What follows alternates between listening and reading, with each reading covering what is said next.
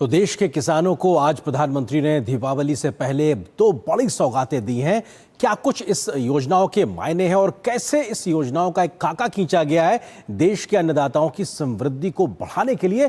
पहले बात करते हैं प्रधानमंत्री धन धान्य कृषि योजना, जिसका बजट में इस बार एक तरीके से घोषणा की गई थी। उसके तहत कम कृषि उत्पादकता वाले देश के 100 जिलों में इस योजना को लागू किया जाएगा। ऐसे जिले जो पीछे कृषि उत्पादकता में कहीं पिछड़ गए हैं। 6 वर्ष के लिए 24,000 करोड़ रुपए का प्रावधान एक तरीके से किया गया है और जरूरत पड़ने पे इस प्रावधान को बढ़ाया जा सकता है। तो ये अपने आप में सरकार की मंशा को दिखाता है। जल्दी से अन्य तथ्यों की अगर बात करें तो लगभग 1.25 करोड़ किसानों को इसका सीधा लाभ मिलेगा और इस सीधे लाभ के अलावा इनडायरेक्टली जो बेनिफिट है उसकी तो संख्या काफी ज्यादा होने वाली है प्रधानमंत्री धन धान्य कृषि योजना की। प्रत्येक राज्य से कम एक जिले को शामिल किया गया है, जिसकी वजह से डिस्पैरिटी ना होने पाए राज्यों का इस प्रकार का समन्वय किया गया है। जिला, राज्य और राष्ट्रीय स्तर पर अलग अलग समितियां बनेंगी और तीनों स्तरों पर इसकी निगरानी होगी, मॉनिटरिंग होगी और सभी के बीच में बेहतर कोऑर्डिनेशन की व्यवस्था की गई है। हर स्तर पर होगी मासिक निगरानी, यानी मॉनिटरिंग जो है जो हर महीने एक तरीके से की जाएगी, जिले स्तर पे, राज्य के स्तर पे और फिर राष्ट्रीय स्तर पे। और कहीं ना कहीं नीति आयोग का भी इसमें बड़ा रोल होगा। डैशबोर्ड यानी तकनीक के आधार पर डैशबोर्ड बनाया जाएगा, जिसमें 117 संकेतकों पर निगरानी की व्यवस्था भी की गई है। जो अलग अलग इंडिकेटर्स होंगे उस पर क्या कुछ लाभ मिल रहा है, क्या कुछ तरक्की हो रही है, क्या विकास हो रहा है, उन सारे इंडिकेटर्स का हर दिन रियल टाइम मॉनिटरिंग होती रहेगी और जिसके बाद में मासिक आधार पर, महीने के आधार पर उसकी रैंकिंग भी होगी। नीति आयोग करेगा समीक्षा और मार्गदर्शन, जिस प्रकार की जरूरत होगी केंद्र से लेकर राज्य और जिले स्तर तक नीति आयोग तरीके से मार्गदर्शन करता नजर आएगा। प्रत्येक जिला जुड़ेगा एक कृषि विश्वविद्यालय से, चाहे वो सेंट्रल यूनिवर्सिटी हो एग्रीकल्चर की या राज्य की हो। एक जिले को एक यूनिवर्सिटी के साथ में जोड़ा जाएगा ताकि जो तकनीकी विकास है, ज्ञान की नई परंपरा जो आ रही है, उसको एक तरीके से आगे जोड़ा जा सके। किसानों के लिए मोबाइल ऐप बनाया जाएगा जिसमें क्षेत्रीय भाषाओं में जानकारी साझा की जाएगी, जिसका फायदा देश के दूर दराज के किसानों को उनकी स्थानीय भाषा में भी मिल सकेगा। जिलों को मिलेगी रैंकिंग और बढ़ेगी उनके बीच में स्वस्थ प्रतिस्पर्धा कि आखिर हम क्यों और बेहतर नहीं कर सकते जब वो दूसरा जिला कर सकता है। ऐसे में रैंकिंग के आधार पर स्वस्थ प्रतिस्पर्धा भी दिखाई पड़ेगी। जिलों के चयन का आधार क्या होगा, उसके 3 बड़े कारक होंगे, जिसमें निम्न कृषि उत्पादकता, कम फसल सघनता और कम कृषि ऋण की उपलब्धता। ये 3 बड़े पैमाने होंगे जिसके आधार पर इन 100 जिलों का चयन किया जाएगा और कम से कम एक जिला हर एक राज्य से रखा जाएगा। योजनाओं से क्या होगा फायदा, पीएम धन धान्य योजना से क्या फायदा होगा उसका भी जिक्र करते हैं। ग्रामीण अर्थव्यवस्था में एक बड़ा पुनर्जागरण दिखाई पड़ेगा, एक बड़ा सुधार देखने को मिलेगा, कृषि में बढ़ेगा रोजगार, ये सीधे तौर पर इसका फायदा होगा। जल्दी से अगले तथ्यों की बात करें तो कृषि उत्पादकता बढ़ेगी, जिसका सीधा फायदा देश को और देश के अन्नदाताओं को मिलेगा। सिंचाई ढांचे में सुधार होगा क्योंकि उन योजनाओं को बेहतरी से ढांचागत तरीके से आगे बढ़ाया जाएगा। कृषि ऋण की उपलब्धता को सुनिश्चित करना भी एक तरीके से इस योजना का उद्देश्य है और वो लक्ष्य भी हासिल किया जाएगा। बढ़ेगा फसल विविधीकरण, यानी कि जो क्रॉप डाइवर्सिफिकेशन है वो तेजी से बढ़ेगा। टिकाऊ कृषि प्रथाओं को अपनाने पर भी कहीं ना कहीं जोर होगा ताकि सस्टेनेबल तरीके से हम आगे बढ़ सके अपनी उत्पादकता को बढ़ाते हुए।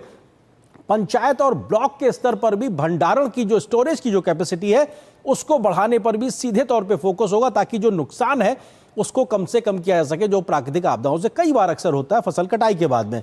कृषि में आत्मनिर्भरता एक तरीके से हासिल होगी इस योजना के माध्यम से और प्राकृतिक जैविक खेती का विस्तार करने पर, यानी दोनों तरीके से खेतियों को विस्तार करने पर भी इसका फायदा होता हुआ दिखाई पड़ेगा। तो ये हम पीएम धन धान्य योजना का जिक्र कर रहे थे, लेकिन अब बात दलहन में आत्मनिर्भरता मिशन की अगर की जाए, जिसकी भी आज एक बड़ी शुरुआत पीएम मोदी ने की है, उसका क्या उद्देश्य है। 67 वर्षों के लिए, माफ कीजिए ये 67 जो लिखा हुआ है इसकी जगह महज 6 है। अगले 6 वर्षों के लिए 11,440 करोड़ रुपए का प्रावधान किया गया है और यह अपने आप में सरकार की मंशा को दिखाता है कि दलहन उत्पादकता को कैसे बढ़ाना है। उत्पादकता में इसमें बड़ा सुधार आएगा, खासतौर से दलहन को लेकर कैसे तेजी से देश आगे बढ़ सकता है। दलहन के रकबे में विस्तार किया जाएगा, यानी कि जो इतनी जमीन पे अभी आज मौजूदा वक्त में देश भर में दलहन की खेती हो रही है उसको ज्यादा किया जाएगा, उसका रकबा बढ़ाया जाएगा।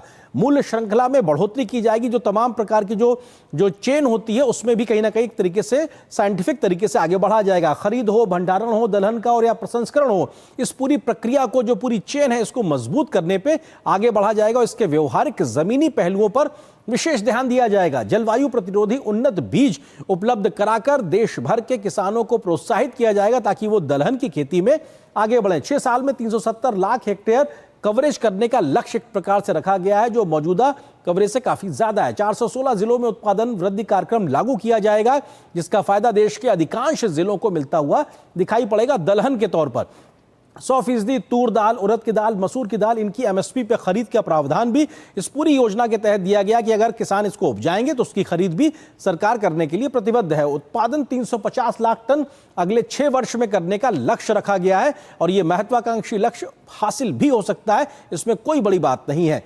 1130 किलोग्राम प्रति हेक्टेयर उपज का लक्ष्य दलहन के क्षेत्र में रखा गया है, यानी कि पर हेक्टेयर उत्पादन को भी बढ़ाकर हम ओवरऑल उत्पादन बढ़ाने की ओर बढ़ेंगे ताकि जो उपज है वो हमारी तेजी से बढ़ सके। तो ये अपने आप में दलहन की उत्पादकता में अब मौजूदा वक्त में भारत अभी कहां पे है वो भी समझना जरूरी है।